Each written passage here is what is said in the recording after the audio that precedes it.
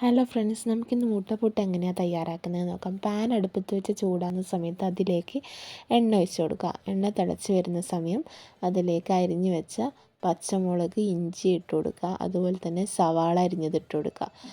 എന്നിട്ട് ആവശ്യത്തിന് ഉപ്പും ചേർത്ത് നന്നായി വഴറ്റിയെടുക്കുക. കുറച്ച് വഴന്ന് വരുന്ന സമയത്ത് ഇതിലേക്ക് മഞ്ഞൾപ്പൊടി ചേർത്ത് കൊടുക്കുക. പിന്നെ വീണ്ടും കുറച്ച് നന്നായിട്ട് വഴറ്റിയെടുക്കുക. അപ്പോൾ അതിലേക്ക് കുറച്ച് ചിക്കൻ മസാലപ്പൊടി ഇട്ട് കൊടുക്കുക.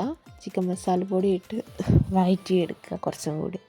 അതിനുശേഷം അതിലേക്ക് 2 മുട്ട പൊട്ടിച്ചൊഴിക്കുക. മുട്ട നന്നായിട്ട് ചിക്കിയെടുക്കുക.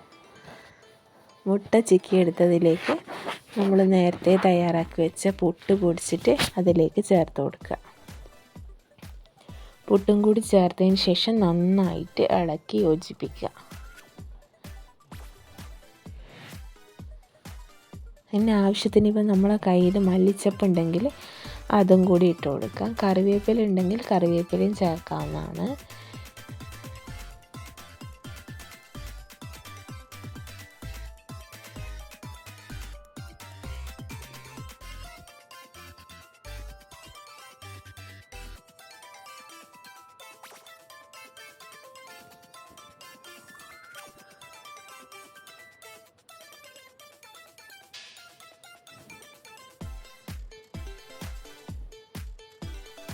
അടിപൊളിയായിട്ടുള്ള മുട്ടപ്പുട്ട് ഇവിടെ തയ്യാറായി.